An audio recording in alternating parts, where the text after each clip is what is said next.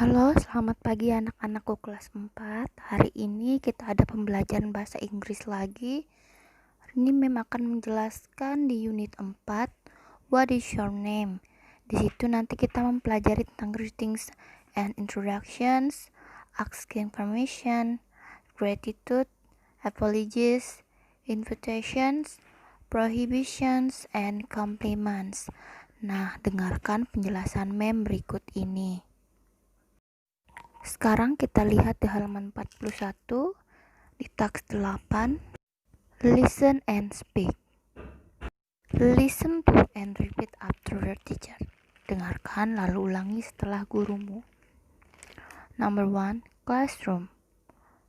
Ruang kelas. Number 2, schoolyard. Halaman sekolah. Number 3, library. Perpustakaan. Number 4, school cafeteria. Kantin sekolah. Number 5, laboratory, laboratorium. Number 6, school clinic, klinik sekolah atau UKS. Number 7, bathroom, kamar mandi atau toilet. Number 8, playground, taman bermain. Number 9, selasar. Nah, itu tadi yang ada di sekolah. Sekarang kita lihat apa aja bagian yang ada di dalam ruangan. Di situ ada di halaman 41 lagi di teks 9, masih listen to and repeat after your teacher, atau dengarkan dan ulangi setelah gurumu. Ini bagian-bagian di dalam kelas. Yang pertama kita lihat di gambar ada clock, jam dinding, whiteboard, papan tulis, door, pintu, window, jendela, student, pelajar atau siswa dan siswi, book, buku, pencil case, tempat pensel, pen, pulpen, bag, tas, ruler, penggaris, chair, kursi. Nah, itu tadi yang ada di dalam ruangan kelas, benda-bendanya. Sekarang lihat lagi di halaman 42. Di sana ada penjelasan untuk tempat, gunanya apa, dan juga bagian-bagian di dalam sekolah itu ada siapa aja. Sekarang kita coba pelajari lagi. Kita lihat di teks 10. Di situ check the correct phrase based on the pictures, atau berikan tanda benar di mana keterangan yang benar dipasangkan dengan gambar. Perhatikan di nomor 1 ada gambar ruangan kelas. Kemudian di nomor 2 ada kantin sekolah. Nomor 3 juga di situ ada perpustakaan. Kita lihat guna dari 3 tempat tersebut. Ruang kelas, dia gunanya untuk kita belajar atau mendapatkan pembelajaran. Kemudian nomor 2 itu kantin, berarti untuk kita mendapatkan makanan dan minuman atau jajanan. Di nomor 3 ada perpustakaan. Nah, perpustakaan tempat untuk kita meminjam buku atau bisa juga untuk membaca buku. Nah, coba perhatikan kalimatnya di sebelah gambar. Ada pilihan to have class dan to have food and drink. Kalau to have class berarti artinya untuk kita mendapatkan kelas, berarti untuk tempat belajar. Kalau to have food and drink itu untuk kita mendapatkan makanan dan minuman. Berarti pilihannya yang mana? Coba cek sendiri jawabannya yang benar yang mana. Kemudian di nomor 2, lihat kalimatnya. Pertama, to have food and drink. Artinya tadi untuk mendapatkan makanan dan minuman. Dan kemudian to have physical education atau untuk mendapatkan olahraga. Nah, sekarang anak-anakku pilih jawaban yang mana yang benar di antara dua itu untuk nomor 2. Kemudian di nomor 3 ada pilihan lagi, to borrow books, artinya untuk tempat meminjam buku. Kemudian yang di sebelahnya to observe object, untuk mengamati suatu objek atau objek-objek. Nah, pilih yang mana yang paling tepat di antara dua tersebut. Sekarang bisa kerjakan di nomor 1 sampai 3, nanti kumpulkan kepada mem. Tapi simpan dulu tugasnya, kita lanjutkan lagi materi di task 11. Itu read and study the words and pictures below. Baca, kemudian pelajari kata-kata dan gambar di bawah ini.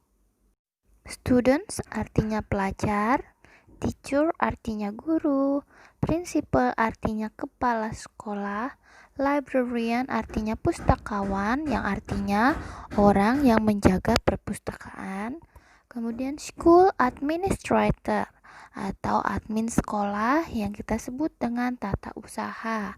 Ini biasanya kita temukan di bagian operator sekolah kita ya. Kemudian kita lanjutkan di halaman 45 di task 15. Di situ ada dialog atau percakapan. Ada 6 percakapan. Nah, dari 6 percakapan itu kita dapat materi baru. Yaitu ini materi tadi yang Mem jelaskan di unit 4.